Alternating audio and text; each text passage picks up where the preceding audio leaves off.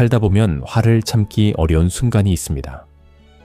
분명 작은 일이었는데 시간이 지날수록 마음속에서 점점 커집니다.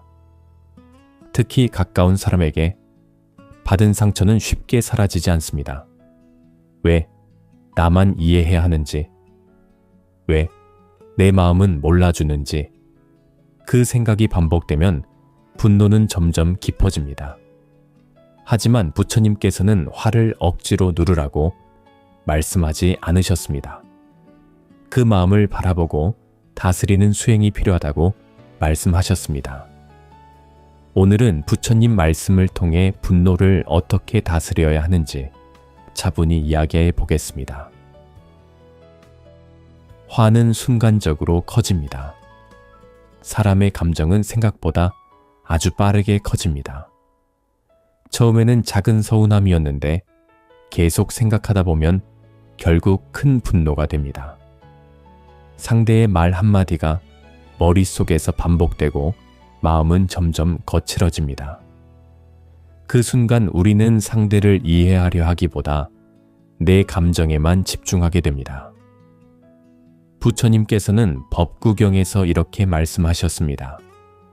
원한은 원한으로서 풀리지 않는다. 원한을 내려놓을 때 비로소 사라진다. 분노는 상대를 공격하기 전에 먼저 내 마음을 무너뜨립니다. 화를 붙잡고 있을수록 내 표정이 달라지고 말투가 달라지고 관계의 분위기까지 변하게 됩니다. 그리고 대부분의 후회는 감정이 가장 커진 순간에 시작됩니다. 조금만 참았으면 괜찮았을 말도 화를 내는 순간 되돌릴 수 없는 상처가 됩니다. 그래서 부처님께서는 감정이 올라오는 순간을 알아차리는 것이 중요하다고 말씀하셨습니다. 지금 내 마음이 흔들리고 있구나. 그 사실을 바라보는 것이 분노를 다스리는 첫 번째 수행입니다. 감정대로 말하면 관계는 무너집니다. 사람은 화가 날 때 가장 강한 말을 하게 됩니다. 그 순간에는 내가 옳다고 생각합니다. 억울했고 답답했고 참아왔던 감정이 있었기 때문입니다. 하지만 감정대로 내뱉은 말은 오래 남게 됩니다. 부처님께서는 법구경에서 이렇게 말씀하셨습니다. 거친 말로 남을 해치지 말라. 그 말은 결국 자신에게 돌아온다. 관계는 큰 사건보다 반복되는 말투로 무너집니다. 특히 가까운 사람일수록 우리는 함부로 말하게 됩니다. 가족이니까 괜찮겠지. 오래 본 사람이니까 이해하겠지. 하지만 가까운 관계일수록 상처는 더 깊게 남습니다. 사람은 무슨 말을 들었는지보다 어떤 감정으로 들었는지를 더 오래 기억합니다. 그래서 부처님께서는 화를 느끼는 순간 곧바로 말하지 말라고 하셨습니다. 잠시 멈추고 숨을 고르고 내 마음을 먼저 바라보라고 말씀하셨습니다. 순간의 감정은 지나가지만 말의 상처는 오래 남기 때문입니다. 분노 뒤에는 기대가 있습니다.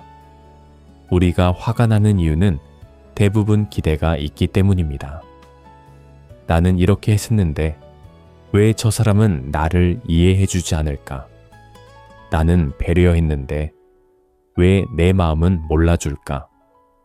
그 기대가 커질수록 실망도 커지게 됩니다. 그리고 그 실망은 결국 분노로 이어집니다. 부처님께서는 괴로움의 원인에 대해 말씀하시며 애정을 갈구하는 마음과 집착이 괴로움을 만든다고 하셨습니다. 또 법구경에서는 이렇게 말씀하셨습니다. 애착에서 근심이 생기고 애착에서 두려움이 생긴다. 사람에 대한 집착, 관계에 대한 집착, 내 마음을 알아주길 바라는 기대, 그 마음이 강할수록 우리는 쉽게 흔들리게 됩니다. 물론 기대하지 않고 살아가는 것은 어렵습니다. 하지만 모든 사람이 내 마음처럼 행동해 주길 바라는 순간 괴로움은 시작됩니다. 상대도 나와 다른 생각을 가진 사람이라는 것을 조금씩 받아들이게 되면 분노는 조금 약해지기 시작합니다. 부처님께서는 상대를 바꾸려 하기보다 내 마음을 먼저 바라보라고 말씀하셨습니다. 그 순간부터 관계는 조금씩 편안해집니다. 화를 참는 것과 다스리는 것은 다릅니다. 많은 사람들은 화를 참는 것이 좋은 것이라고 생각합니다. 하지만 억지로 눌러 담은 감정은 사라지는 것이 아닙니다. 쌓이고 또 쌓이다가 결국 더 크게 터지게 됩니다. 그래서 부처님께서는 무조건 참으라고 말씀하지 않으셨습니다. 중요한 것은 감정을 알아차리는 것이라고 말씀하셨습니다. 부처님께서는 대념처경에서 이렇게 말씀하셨습니다. 성냄이 있는 마음을 성냄이 있는 그대로 알아차린다. 화를 느끼는 순간, 내가 지금 화가 나 있구나. 그 마음을 바라보는 것입니다. 억지로 없애려 하지 않고 그 감정을 인정하는 것입니다. 그러면 신기하게도 감정은 조금씩 약해지기 시작합니다.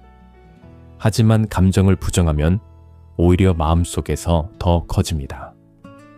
분노를 다스리는 사람은 감정이 없는 사람이 아닙니다. 감정에 끌려가지 않는 사람입니다. 부처님께서는 흔들리지 않는 마음을 수행하라고 말씀하셨습니다. 상황은 바뀌지 않아도 내 마음은 조금씩 단단해질 수 있기 때문입니다. 미움을 오래 품으면 결국 내가 지칩니다. 사람은 상처받은 일을 오래 기억합니다. 특히 억울했던 일은 시간이 지나도 자꾸 떠오릅니다. 그리고 마음속에서 계속 그 사람을 미워하게 됩니다. 하지만 미움을 오래 품고 있는 사람은 결국 자기 자신이 가장 지치게 됩니다. 부처님께서는 법구경에서 이렇게 말씀하셨습니다. 미움은 미움으로 사라지지 않는다. 오직 자비로서 사라진다. 상대를 위해서가 아니라 내 마음의 평화를 위해 놓아주는 수행이 필요하다고 말씀하셨습니다. 용서는 쉬운 일이 아닙니다. 억울했던 기억이 있는데 어떻게 쉽게 괜찮아질 수 있겠습니까? 하지만 계속 붙잡고 있으면 그 상처는 평생 내 마음을 흔들게 됩니다. 그래서 내려놓는 연습이 필요합니다. 천천히 조금씩 내 마음을 쉬게 해주는 것입니다. 부처님께서는 결국 가장 중요한 것은 평온한 마음이라고 말씀하셨습니다. 화를 이기지 못하면 관계도 무너지고 내 삶도 지치게 됩니다. 하지만 마음을 다스리기 시작하면 같은 상황 속에서도 조금씩 흔들리지 않게 됩니다. 그 수행은 아주 작은 마음 챙김에서 시작됩니다. 살아가면서 화가 나는 순간은 계속 찾아옵니다. 하지만 감정에 끌려가는 삶과 감정을 바라보는 삶은 분명히 다릅니다. 부처님께서는 분노를 억지로 없애려 하기보다 그 마음을 알아차리라고 말씀하셨습니다. 오늘 하루 마음이 흔들리는 순간이 온다면 잠시 멈춰서 내 마음을 바라보시길 바랍니다. 그 짧은 멈춤이 관계를 바꾸고 삶을 바꾸는 시작이 될 수 있습니다. 삶의 이정표였습니다. 감사합니다.